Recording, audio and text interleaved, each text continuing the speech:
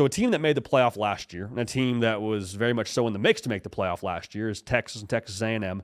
I want us to check in right now on the Lone Star Showdown rivalry between A&M and Texas. And I also want us to take a step back and just take stock of what's going on in the Lone Star State as a whole with your SMUs, your TCUs, your Baylors, and the like.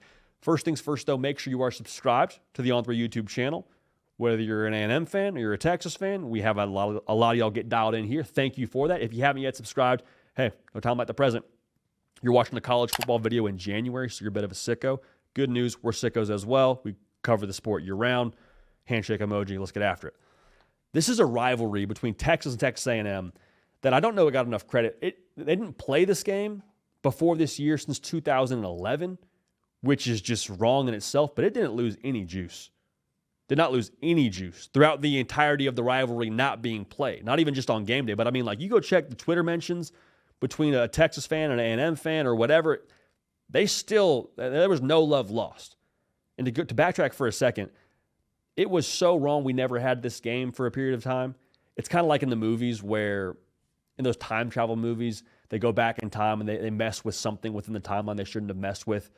You don't mess with time travel. You don't mess with historic elite college football rivalries. I mean, gosh dang, the saw Varsity's horns off is in the Texas A&M war hymn. Varsity's horns sawed off and they're rocking back and forth. So to have that not be played is just criminal, neither here nor there. I think this is a chance now to be one of the healthiest, if not the healthiest, rivalry in the sport moving forward, because you look at both these operations, there's such equal footing to the rivalry. Both in the SEC, both extremely well-resourced, both massive brands in the state, both intense and, dare I say, fair expectations that are sky high from both fan bases. I don't think this thing is really slanted too far one way or the other. Now, is that going to be how this thing shakes out in the future remains to be seen, but let's start with Texas. We mentioned Steve Sarkisian. I think he's a top 3 coach in the sport right now. Texas has worked their way under Sark to being a known commodity in college football. It wasn't always that way. I said this before. There was a period of time where you kind of avoided the Texas job. Avoid's a strong word, but it was not for the faint of heart. Many worthy coaches took that job. Many failed. But Steve Sarkisian has now taken that culture, taken that roster, taken that brand, taken all of it to a place now where it is top tier in college football where they expect it to be. So give Steve Sarkisian a ton of credit. Like, the brand itself was always a Porsche, but it was stuck in the mud. Like, once you got out of the mud now, it has some real horsepower, real get up and go, but you had to push a good amount to get it out of there. And so once he got out of there, they made the playoff each of the last 2 years, both the 4-team model and the 12-team model. Give Sark a ton of credit for not being scared, staying the course.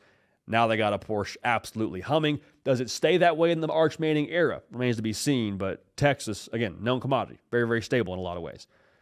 Texas A&M, on the other hand, first year under Elco, I thought was a vibe, to be frank with you. I get the record wasn't how you hoped it would look, and I get the bowl game was kind of clunky, and I know there was postseason aspirations for the college football playoff and all that, but still, even with that being said, just think about where you were this time last year, or I guess a few months before this time last year, living in the Jimbo Fisher experience, and you think you're trapped with that buyout. So credit the powers that be at A&M at that point in time saying, you know what, got a standard here, we're not reaching it, and we don't see this thing getting any better. Going to pay a handsome sum of money worth a small island to Jimbo Fisher, and we'll move on and go hire a head coach. So you bring in Mike Elko. And Mike Elko, to me, is kind of like the King Arthur of this whole deal.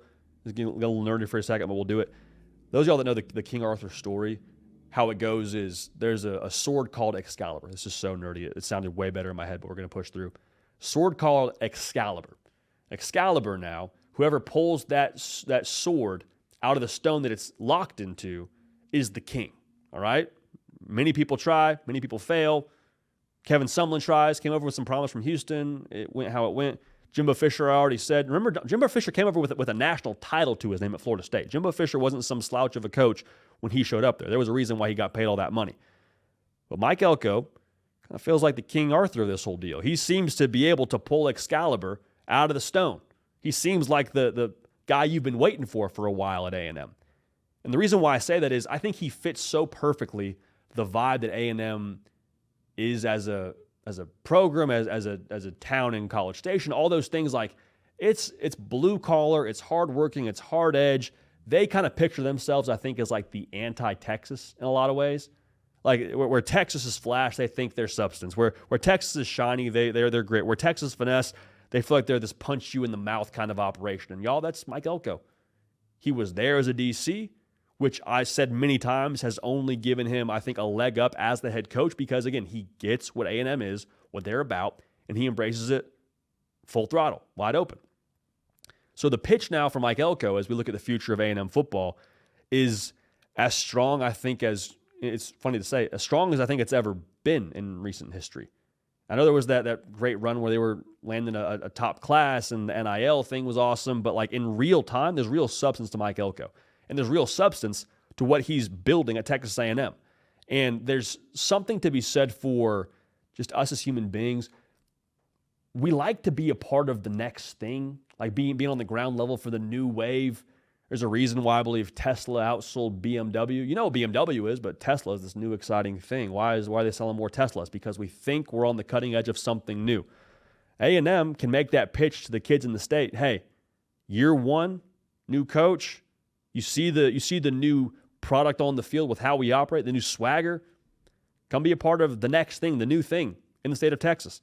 And quite frankly, they've had some success here in having that pay off. And again, I said both are well-resourced. I don't want to give some false impression that I didn't have anything to do with it. But Texas A&M, as we sit here on the air right now, top 10 class in 2025. Mike Elko's first year there.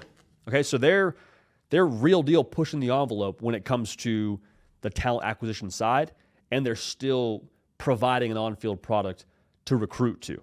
Now, Texas, again, as we sit here on there, they've got the number one class, so it's going to be a great back and forth. So as I said, the future of this thing is super exciting because I think with how competitive I see it being in the future and the stakes I see for this game every single year, that last weekend in November, I think it's going to be the healthiest rivalry in college football. And the reason why I say that is both Elko and Sark and the rosters they're putting together, I don't think either side of it will just totally own it. Like I don't see a situation where we have A&M reel off 7 in a row or Texas reel off 10 in a row. I think it's probably going to be a pretty good back and forth. Yeah, maybe there's years where somebody reels off a 3-game-in-a-row stretch, but I don't think it's going to be one side just totally owns it. That's awesome for us as fans. We get to see a back and forth. But in terms of stakes, I think this rivalry will frequently be a gateway to the SEC title game, like it was this year. Texas and A&M were both playing for a shot to go play in Atlanta. I think it'll be a game that has massive college football playoff seeding implications, like it was this year for Texas. And the crazy part about this rivalry being so strong in a lot of ways to me is like, if I'm a kid in the state of Texas of a 5-star caliber, of a 4-star caliber, I want to go to one of these two schools, more likely than not. Like I get there's other schools in the SEC and other exciting spots in the Big Ten, but like I'm probably looking pretty closely at these two schools. This past cycle, 11 of the top 20 players in the state of Texas committed to one of these two schools or signed to one of these two schools. Why is that significant? If A&M is just getting started, and I think Steve Sarkisian still has his best days ahead of him, is that number really just going to stay at 11 of the top 20? What if it becomes 15 of the top 20? Kind of crazy to say, but in the state of Texas, like that would move the needle quite a bit. And it's obviously huge for keeping those rosters at a high, talent level. But think about the other side of that. If they're going to Texas and Texas A&M, guess where they're not going? Georgia, LSU, Alabama, other schools in the SEC. So in some ways, the competitive balance across the conference starts to shift a little bit that way. Also, look at the rest of college football in general. Like I mentioned, if you don't go to an Oregon or an Ohio State or a Michigan or wherever, that in itself, if Texas just kept top talent home, I think both these schools can and will be powers in the sport for a minute here. I want us to do a segment in the future qualifying why we believe A&M is going to be in good shape going forward. Probably don't have time for right now, but to give you a synopsis, I trust Mike Elko. I trust the way that he's building that thing out there. I trust that the character traits, all that is true. Plus, there's still a high level of talent acquisition with him, and those resources are still there. I'm not qualifying Texas because you don't need to know why I think Texas is going to be great. Texas is going to be great because Texas is a known commodity at this point. But to put it simply, both of these are going to be forces. The rivalry is going to be awesome. And the rivalry being awesome, the way that it impacts the funnel of talent is going to have a massive impact on the overall national landscape when it comes to college football. So that's A&M and Texas. But let's zoom out a little bit, look at the state. The thing that is interesting about Texas, like, nobody's bending the knee.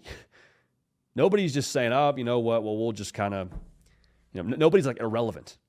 Like TCU, only school in the state to play for a national title in the playoff era. They got boat raced, still did it. Same head coach is still there. SMU, they made the playoff this year. Got deep pockets, plus an on-field product, plus Rhett Lashley, who I don't think is going anywhere from what I can gather. I think he's an absolute stud, and he's going to keep that thing humming. Texas Tech, #1 portal class. They're well-resourced. I've said it many times. I'm as big a Joey McGuire fan as there is on the planet. Baylor, all of a sudden, they got the arrow pointing up with Dave Aranda. So there's all these factors across the state where even the guys that don't end up at A&M or Texas, there's still a lot of talent that's going to stay home, which even further proves the point that Texas in itself is in a very powerful spot, I believe, when it comes to the college football landscape going forward. And I don't see that changing anytime soon.